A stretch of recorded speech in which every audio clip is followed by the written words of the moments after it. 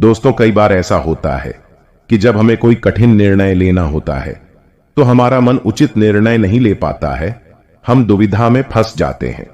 समझ में नहीं आता है कि क्या करें क्या ना करें।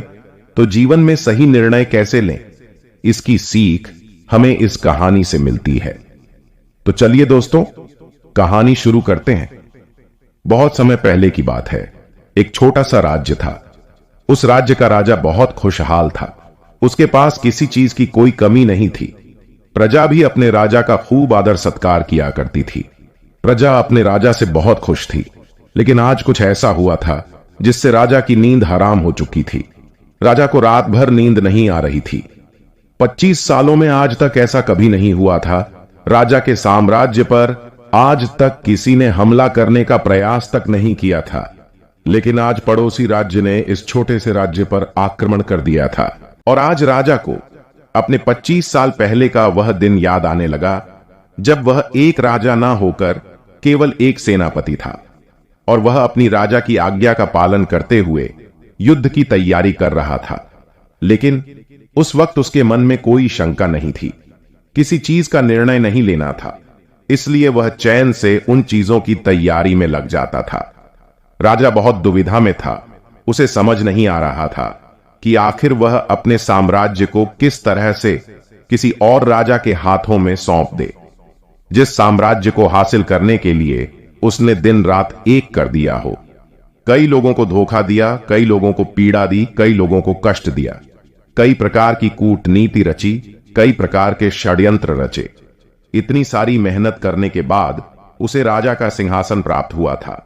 उस सिंहासन को, उस साम्राज्य को वह अपने हाथ से किसी और को कैसे थमा दे। राजा को कुछ भी समझ नहीं आ रहा था कि वह क्या करे। वह बहुत चिंतित था, परेशान था, करवटें बदल रहा था, लेकिन उसे कोई तरीका सूझ नहीं रहा था। राजा यह बात बहुत अच्छी तरह से जानता था कि बात केवल मेरी नहीं है, इस पूरे साम्राज्य की है। राजा ध्यान करना जानता था। वह बार बार ध्यान करने का प्रयास भी कर रहा था ताकि वह शांत हो सके, उसका मन शांत हो सके और वह अपनी अंतरात्मा की आवाज सुन सके। उसने कई बार प्रयास किया, लेकिन हर बार उसे असफलता ही हाथ लगी। वह अपने मन की आवाज अर्थात अपनी अंतरात्मा की आवाज सुनने में असफल रहा, जिस कारण वह बहुत परेशान था, चिंतित था और बहुत दुविधा में था। वह समझ नहीं पा रहा था कि आखिर वह क्या फैसला करे और उसके पास बहुत कम समय भी बचा हुआ था। केवल उसके पास आज रात का ही समय था।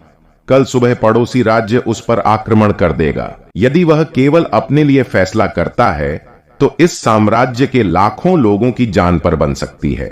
और यदि वह इस पूरे साम्राज्य के लिए सोचता है तो उसे पड़ोसी राज्य के राजा के सामने झुकना होगा, उसका सम्मान करना होगा और अपने हाथों इस साम्राज्य को उसे सौंपना होगा। राजा बेहद दुविधा में था, अत्यधिक परेशान था।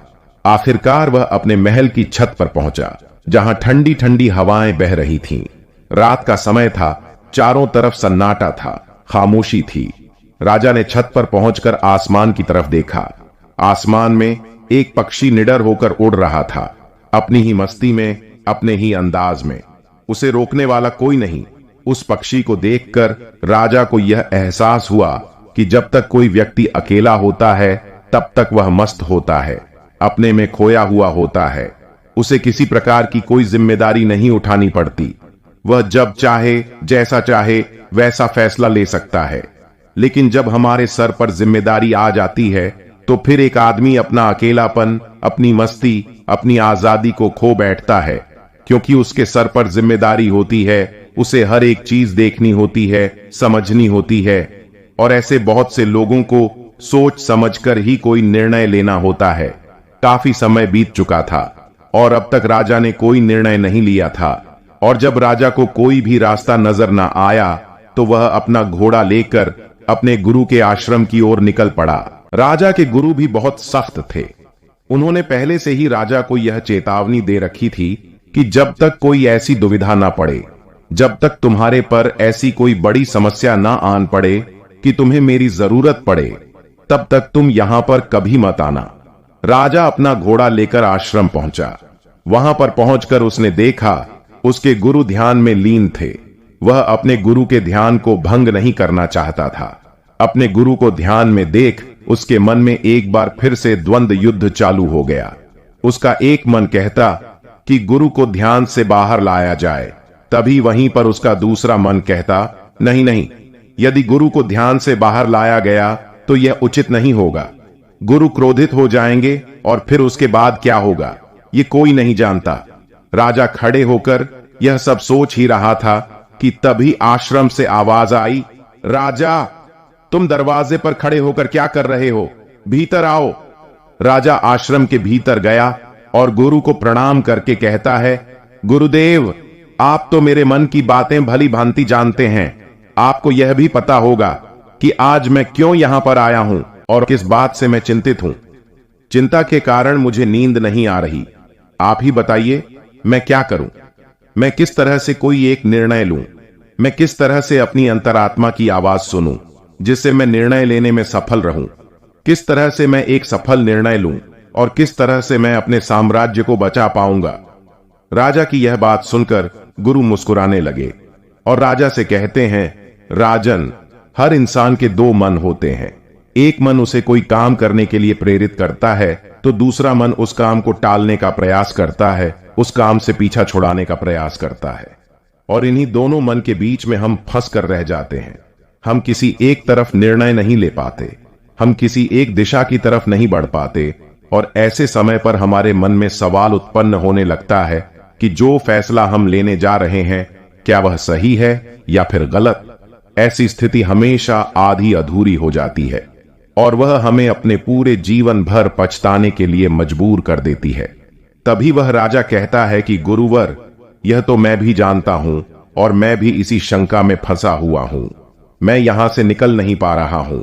मुझे यह नहीं समझ आ रहा कि मैं किस तरफ जाऊं। मैं कैसे सही निर्णय लूं। मैं कैसे अपनी अंतरात्मा की आवाज सुनूं जिससे मैं एक सही निर्णय ले पाऊं। आप मुझे कृपा करके कोई मार्ग दिखाइए, कोई सही तरीका बताइए जिससे मैं सफल और सही निर्णय ले पाऊं, जिससे मुझे जीवन भर पछतावा ना हो। तभी गुरु उस राजा की बात सुनकर एक बार फिर मुस्कुराने लगे और राजा से कहते हैं, हे राजन जीवन में कोई भी फैसला गलत या सही नहीं होता। यह तो हमारे मन की संरचना है, यह तो हमारे मन का माया जाल है। वास्तविकता तो यही है कि जो होना होता है वही होता है। हमारे और तुम्हारे करने से कुछ भी नहीं होने वाला, कुछ भी नहीं बदलेगा। लेकिन फिर भी हम अपने अहंकार में यह सोचने लगते हैं कि हम जैसा चाहते हैं हम वैसा ही करेंगे और जैसा हमें चाहिए बिल्कुल वैसा ही होगा। हम यही सोचते हैं कि हम अपने फैसले से दुनिया बदल सकते हैं और इसीलिए हम सही और गलत के चक्कर में फंस कर रह जाते हैं और हम कोई भी काम आगे नहीं उठा पाते, कोई भी निर्णय नहीं ले पाते। लेकिन वास्तविकता तो यही है कि फैसला कभी भी गलत और सही नहीं होता। मान लो कि आज तुमने गलत फैसला भी ले लिया तो भी तुम्हें भविष्य में आगे चलकर सही सीख ही देगा। और यदि तुमने एक सही फैसला ले लिया तो तुम्हारा वह काम बन जाएगा और वह तुम्हारे लिए आगे का रास्ता भी खोल देगा। देखा जाए तो वास्तविक तौर पर दोनों ही परिस्थितियों में तुम्हारा ही फायदा है, तुम्हारी ही उन्नति है। कम से कम ऐसे में तुम एक जगह पर ठहरे हुए तो नहीं हो, तुम्हारा मन इस शंका में फंसा हुआ तो नहीं है, तुम इस माया जाल से निकल चुके हो। तभी वह राजा उन गुरु से कहता है, हे गुरुवर आप कहना क्या चाहते हैं। आप कहानियां तो नहीं कह रहे कि मैं बिना सोच विचार के कोई भी निर्णय ले लूं। क्या ऐसा करना मूर्खता का प्रमाण नहीं होगा। आज मेरे ऊपर लाखों लोगों की जिम्मेदारियां हैं और मैं ऐसे ही कोई भी फैसला कैसे ले सकता हूं। तभी गुरु मुस्कुराते हुए राजा से कहते हैं, हे राजन तुम मेरी बात समझ नहीं रहे हो। मैं तुमसे ऐसा नहीं कह रहा कि तुम सोच विचार कर निर्णय मत लो, बल्कि मैं तो यह कह रहा हूं कि अच्छी तरह से सोच विचार कर निर्णय लो और अच्छी तरह से सोचने के बाद, पूर्ण रूप से सोच विचार करने के बाद तुम अपने दोनों मन को एक जगह पर सहमत करवाओ। यदि तुम अपने दोनों मन को एक निर्णय पर ला पाते हो या एक काम के लिए और एक ही दिशा में ला पाते हो तो वही फैसला तुम्हारी अंतरात्मा का फैसला होगा। तुमने कई बार यह अनुभव तो किया ही होगा कि किसी काम में तुम्हारा मन तो कर रहा है लेकिन बुद्धि तुम्हारा साथ नहीं दे रही। बुद्धि तुम्हारा पल पल विरोध कर रही है। और ऐसी स्थिति में हमारे मन और हमारी बुद्धि के बीच युद्ध चल रहा होता है। लेकिन यहां पर समझने वाली बात यह है कि जो बातें तुम्हारे मन से उठ रही हैं, वही बातें तुम्हें सही रास्ते पर ले जाना चाहती है। वहीं पर तुम्हारी बुद्धि तर्क वितर्क करके उस रास्ते को साफ करना चाहती है, सभी प्रश्नों का निवारण करना चाहती है। जैसे मान लो कि तुम एक पहाड़ी पर जाना चाहते हो, जहां पर तुम्हें यह पता चला है कि वहां बहुत सारा सोना है, लेकिन इसके लिए तुम्हें घने जंगलों से होकर गुजरना होगा। तुम्हारा मन वहां जाने के लिए तैयार है, वह सोना को पाना चाहता है, लेकिन तुम्हारी बुद्धि तुमसे यह कह रही है जंगल बहुत घना है और बहुत खतरनाक भी है। वहां पर तरह तरह के विशाल जानवर रहते हैं, तरह तरह के जंगली जानवर रहते हैं, और उसका रास्ता भी सुरक्षित नहीं है। वहां पर चोर, डाकू और लुटेरे भी हो सकते हैं। पता नहीं वहां पर रास्ते में कुछ खाने पीने को मिलेगा या नहीं मिलेगा, और तो और हमारी जान को खतरा भी हो सकता है। ये सारे प्रश्न हमारी बुद्धि खड़ा करती है, लेकिन इसका अर्थ यह नहीं कि तुम्हारी बुद्धि तुम्हें रोकने का प्रयास कर रही है, बल्कि वह तुम्हें सतर्क कर रही है। और जब तक तुम अपनी बुद्धि के सवालों का निवारण नहीं कर लो, तब तक आगे बढ़ना मूर्खता का प्रमाण ही होगा। ऐसे रास्ते पर जाने से पहले तुम्हें अपने खाने पीने की सामग्री की व्यवस्था करनी होगी। उसके बाद सुरक्षा के लिए कुछ हथियार और कुछ सैनिकों को भी साथ लेना होगा। और जब तुम्हारी बुद्धि पूरी तरह से संतुष्ट हो जाए, उसके सभी सवालों का निवारण तुम कर लो, तब तुम आगे बढ़ सकते हो। अब तुम्हारी बुद्धि के सभी सवालों का निवारण हो चुका है, लेकिन कुछ ऐसे लोग भी होते हैं जिन्हें पता होता है कि उस पहाड़ी पर खजाना है, लेकिन वह यह भी जानते हैं कि रास्ता बड़ा कठिन है, लेकिन वह अपनी यात्रा कभी शुरू ही नहीं करते हैं। यह बात और है कि हो सकता है कि तुम्हें वहां पर पहुंचकर कोई खजाना ही न मिले और तुम्हें वहां से खाली हाथ ही लौटना पड़े। लेकिन तुम्हें इस सत्य को भी जान लेना आवश्यक है कि जो होना होता है वही होता है। उसका अफसोस करके कोई मतलब नहीं। तुमने तो अपनी पूरी कोशिश की थी, तुमने अपना पूरा प्रयास लगा दिया था, लेकिन इसके बाद भी तुम्हें सफलता ना मिले, तो इसका अर्थ यही है कि वहां पर तुम्हारे लिए जो होना था वही हुआ है। उसका अफसोस करके कोई अर्थ नहीं, लेकिन उसे यूं ही जाने भी नहीं देना चाहिए। उस हार से, उस अनुभव से हमें कुछ सीखना चाहिए, उससे सीख लेनी चाहिए, और उसके बाद तुम्हें अपनी कोशिशों को और भी ज्यादा बेहतर बनाना चाहिए। इसी चीज पर काम करना चाहिए, न कि व्यर्थ बैठकर पश्चाताप करना चाहिए और न अफसोस करना चाहिए। मैं तो तुम्हें बस यही समझाना चाहता हूं कि अंतरात्मा की आवाज हमें तब सुनाई देती है जब हमारा मन और हमारी बुद्धि दोनों एक बात पर पूर्ण रूप से सहमत हो जाते हैं। तभी गुरुवर उस राजा को सावधान करते हुए कहते हैं, हे राजन, मेरी एक बात और अपने दिमाग में अच्छी तरह से बैठा लेना। जब भी कोई हानि होती है तो वह अपने पीछे पश्चाताप और अफसोस जरूर छोड़कर जाती है। तुम्हें हमेशा अपनी हार पर ऐसा ही लगेगा। यदि मैंने कुछ ऐसा कर दिया होता तो शायद मैं सफल हो गया होता। और यही पछतावा, यही अफसोस तुम्हें हर काम के पीछे नजर आएगा जिस काम में तुम असफल हुए हो। जब भी कोई व्यक्ति असफल होता है तो वह यही सोचता है कि यदि मैंने इस काम को उस तरीके से कर दिया होता या फिर उसके कहने के अनुसार कर दिया होता तो शायद मैं आज यहां पर सफल हो चुका होता। लेकिन वास्तविकता तो यही है कि नियति तुम्हें कभी भी इस बात का एहसास नहीं होने देगी कि तुम्हारे साथ क्या तय किया गया है और तुम्हारे साथ क्या होने वाला है। हां, यह बात और है, कुछ सचेत और कुछ जागरूक लोग ही इस बात को जान पाते हैं कि उनके साथ आगे क्या होने वाला है। इसलिए वह कभी भी उस चीज के होने का पश्चाताप नहीं करते, उसका अफसोस नहीं करते, क्योंकि उन्हें पूरा पता होता है कि आखिर क्या होने वाला है और वह अपनी पूरी कोशिश करते हैं। उसके बाद जो कुछ होना था वह तो होना ही है, उसमें पछतावा करके क्या लाभ। किंतु जिन लोगों को अपने फैसले पर यकीन नहीं होता, वह हमेशा केवल सोचते ही रह जाते हैं। वह हमेशा अतीत के बंधनों में बंधे रह जाते हैं, दुखी रहते हैं, रोते रहते हैं, लेकिन वह अपने जीवन में कुछ नहीं कर पाते। लेकिन एक बुद्धिमान व्यक्ति यह भली भांति जानता है कि अतीत को बदला नहीं जा सकता, लेकिन उसी बात को लेकर बैठना और अफसोस करना व्यर्थ है।